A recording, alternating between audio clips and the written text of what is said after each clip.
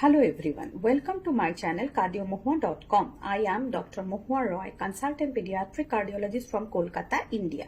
Today I would like to discuss about safe pediatric practice in this COVID pandemic scenario. If you are a pediatrician and you want to restart your practice, then it's very much helpful for you. You can apply each and every strategies which I am going to describe in detail. If you are not a pediatrician, you are related to other subspecialty doctor, then also it's very much helpful. You can take the concept and apply in your daily practice. Let's talk about safe pediatric practice. I would like to cover following topic one by one. What does it really mean by safe pediatric practice? Safe pediatric practice means it must be safe for your patient. That means one non-sick kid comes to your OPD for vaccination should not get infection from your OPD. And opposite is also true. One sick kid comes to you for treatment should not get an opportunity to infect others. And your chamber should be safe for patient relatives also. And you need to take care of your supporting staff. And your health and your safety is extremely important. Your safety is not only important for you and your family. It is important because if you get infection, then there is high chance you may infect large number of people very soon. So what are the strategies you have to take at the time of reopening your clinic? These are the specific strategies you have to take care. First, you need to separate or segregate well baby clinic from your routine OPD. You should not call any non-sick kid to your routine OPD for vaccination. You should rearrange your waiting area. If possible, you can shift your waiting area from indoor to outdoor. And nowadays, digital payment is encouraged. Provision of hand washing must be there. If you must establish a wash basin with soap and water outside your clinic, and you have to clean each and every equipments at the time of examining one patient to another one. The room should be shut down for at least 2 hours if you have done any nebulization procedure there. So what are the specific measures?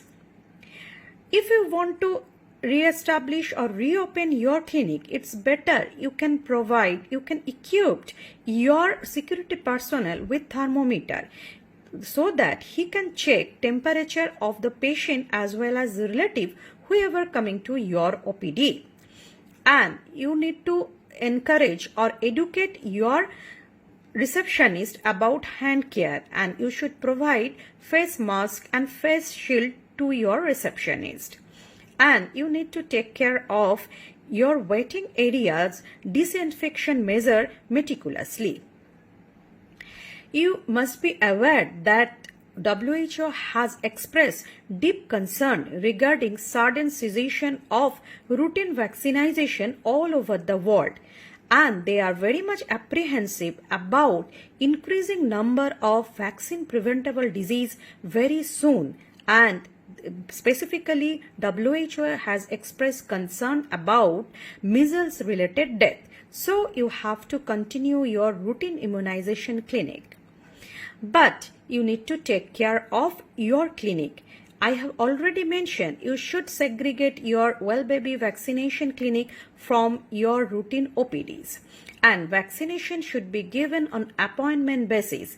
And you should not call large number of kids at a time.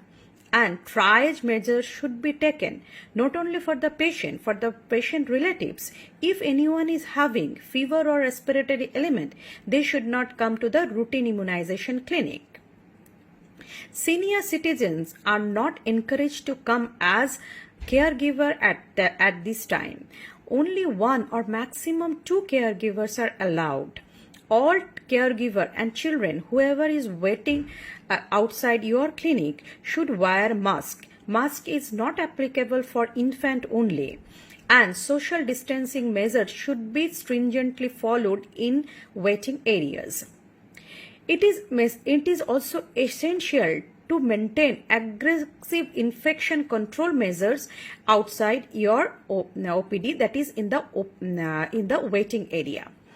You and your supporting staff, whoever is involved to giving the vaccination, should wear should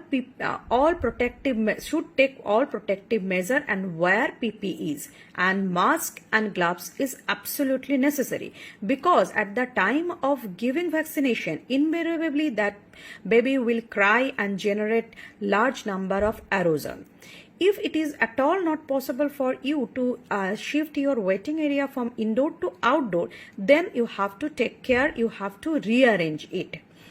And you and your supporting staff should, I have already mentioned, should wear PPE at the time of giving vaccination. Now, what is the concept of priority vaccination?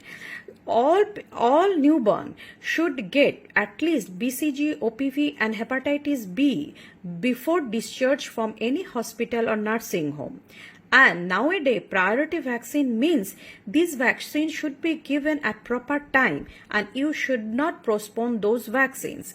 This priority vaccine includes DPT, hepatitis B, Haemophilus influenzae, OPV, IPV, rotavirus vaccine, pneumococcus vaccine, influenza vaccine, varicella vaccine, and MR or MMR.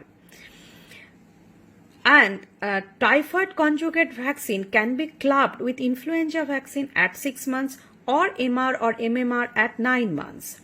Hepatitis A vaccine or HPV vaccine can wait. You can consider multiple vaccine, giving of multiple vaccine at the same time. Booster can wait, but that doesn't mean one patient comes to you for vaccination of booster vaccination, you should not give that vaccine.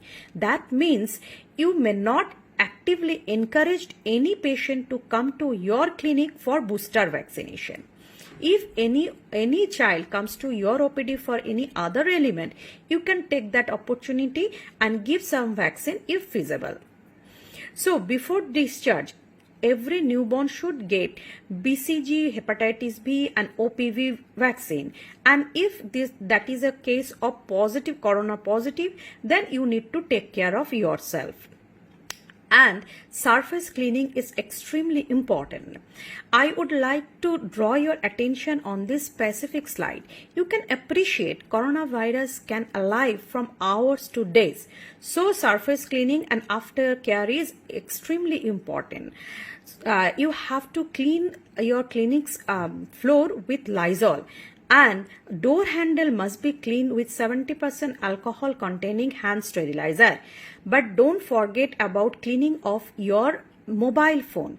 If possible, if it is water resistant, then it should be cleaned with soap and water. If it is not washable and water resistant, then also you have to clean it with hand sterilizer solution. So it's not hiding, it's we are preparing ourselves to fight back. I would like to stop here, but before stopping or before concluding, I would like to express my thanks to my colleague Dr. Debashree Gangopadhyay and for providing me relevant information, and Dr. Parekh and Dr. Prasanna Rai for allowing me or for giving me consent to use their photographs. Thank you.